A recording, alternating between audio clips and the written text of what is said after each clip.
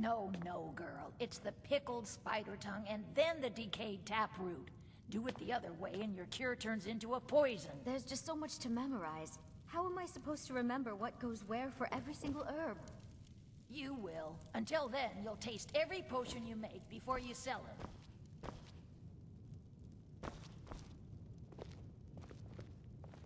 Thank you again for resolving my problem.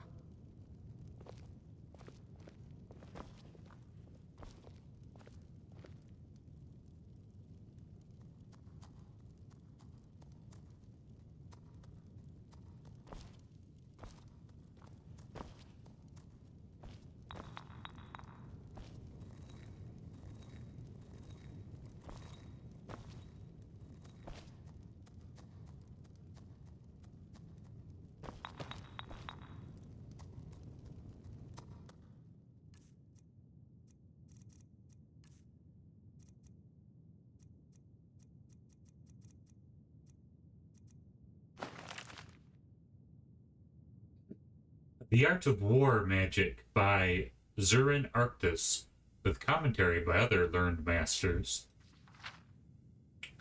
Chapter 3, Dispositions. Master Arctus said, "The moment to prepare your offense is the moment the enemy becomes vulnerable to attack. Laris Chiel, knowledge is the enemy's mage's mind is the foremost importance. Once you know his mind, you will know his weaknesses." Said Mar, Master Arctus advised Tiber Septim before the Battle of Five Bridges not to commit his reserves until the enemy was victorious. Tiber Septim said, "If the enemy is already victorious, what is the use of committing the reserve?" To which Master Arctus replied, "Only in victory will the enemy be vulnerable to defeat." Tiber Septim went on to rout an enemy army twice the size of his. The enemy's vulnerability may be his strongest point. Your weakness may enable you to strike the decisive blow. Mandero in the wars between the Nords and the Chimer, the Nord shamans invariably used their mastery of the winds to call down the storms before battle to confuse and dismay the Chimer warriors. One day a clever Chimer sorcerer conjured up an ice demon and commanded him to hide in the rocks near the rear of the Chimer army. When the Nords called down the storms as usual, the Chimer warriors began to waver, but the ice demon rose up as the storm struck, and the Chimer turned in fear from what they believed was a Nord demon, and charged into the enemy line, less afraid of the storm than the demon. The Nords, expecting the Chimer to flee as usual, were caught off guard when the Chimer attacked out of the midst of the storm. The Chimer were victorious that day. When planning a campaign, take account of both the arcane and mundane. The skillful battle mage ensures that they are in balance. A weight lifted by one hand is heavier than two weights lifted by both hands. When the arcane and mundane are in balance, the army will move effortlessly, like a swinging door on well-oiled hinges. When they are out of balance, the army will be like a three-legged dog, with one leg always dragging in the dust. Thus, when the army strikes a blow, it will be like a thunderclap out of the cloudless sky.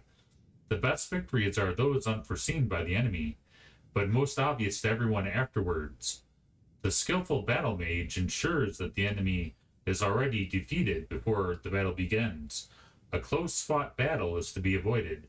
The fortunes of war may turn aside the most powerful sorcery, and courage may undo the best laid plans. Instead, win your victory ahead of time, when the enemy knows he is defeated.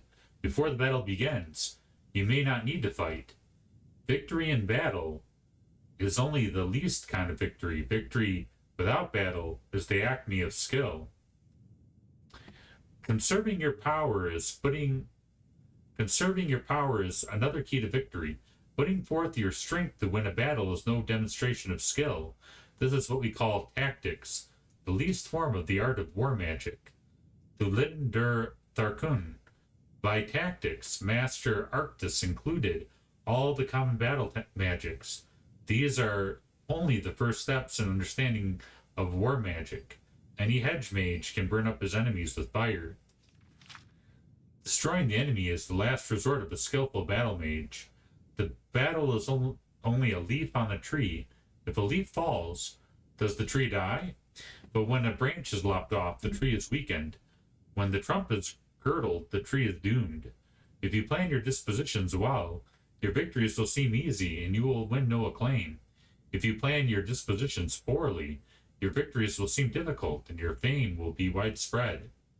Verando Sol. Those commonly believed to be the greatest practitioners of war magic are almost always those of the least skill. The true masters are not known to the multitude.